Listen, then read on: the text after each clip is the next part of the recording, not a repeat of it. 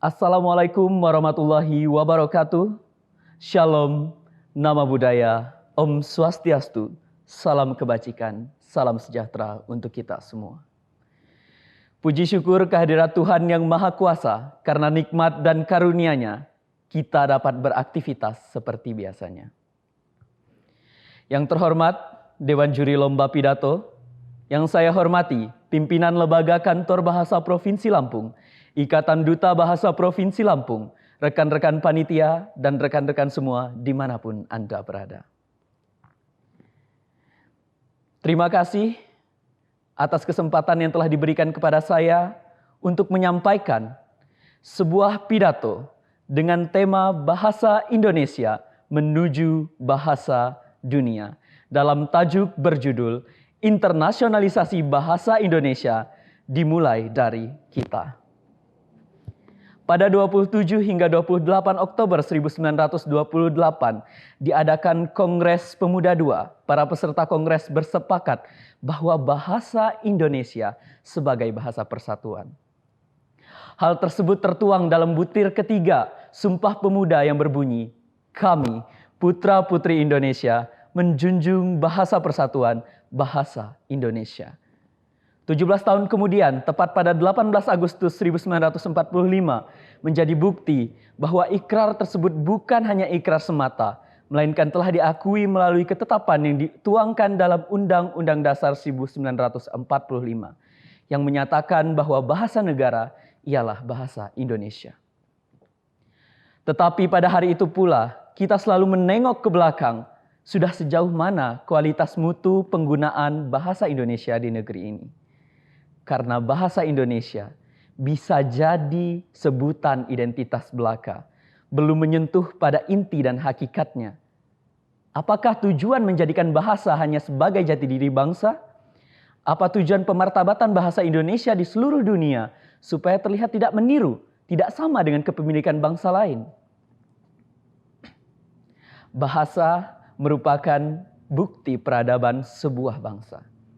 Saya pikir frasa filosofis ini cukup menggambarkan bahwa tujuan pemartabatan bahasa hingga level internasional adalah bentuk pengakuan bahwa peradaban sebuah bangsa mengalami kemajuan. Begitupun yang diharapkan negeri kita tercinta. Sebenarnya Indonesia memiliki sebuah jati diri peradaban ilmu pengetahuan. Tetapi realitas kini, kita yang tidak menguasai bahasa Indonesia dengan baik, tidak mengetahui cara menggunakan bahasa Indonesia yang baku. Bahkan ada yang tidak mengetahui beberapa kosakata bahasa Indonesia.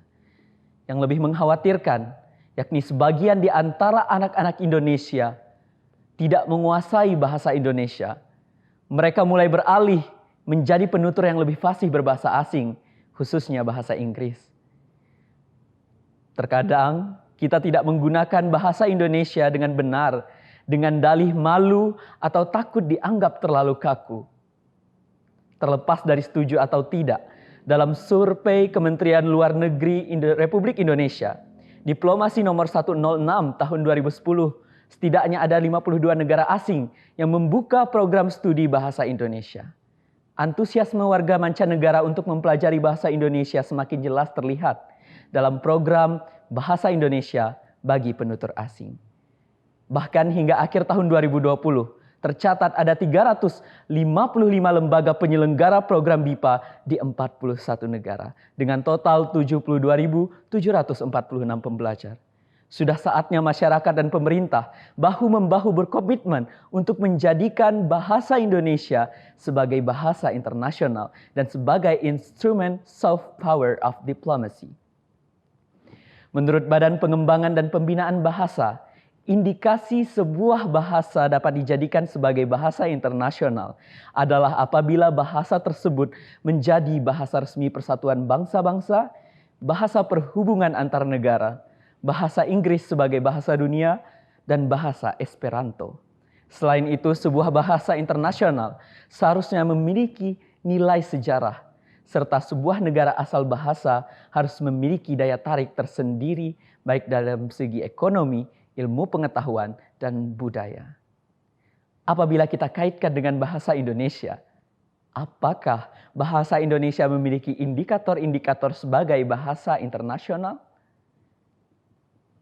Meskipun kita lihat saat ini Indonesia adalah negara berkembang, namun posisinya di PBB cukup strategis, sehingga memungkinkan Indonesia menjadi bahasa resmi di PBB.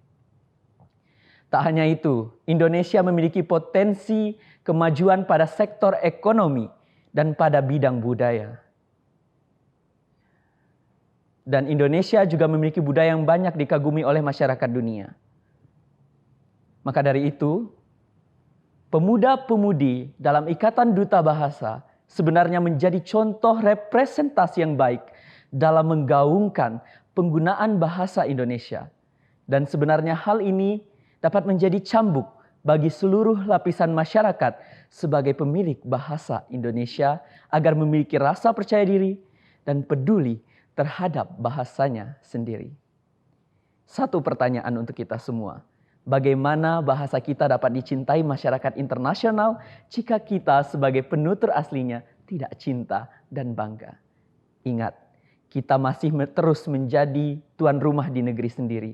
Tanyakan pada diri kita, apa yang sudah kita berikan untuk bangsa ini? Dan ingat, kaki seseorang harus ditanam di negaranya, tetapi matanya harus mengamati dunia. Cintailah apa yang menjadi milik kita, sebarkan dan taklukkan peradaban. Karena semua dimulai dari kita. Demikian pidato saya. Mohon maaf apabila terdapat kesalahan kata. Satu pantun mengakhiri pidato ini.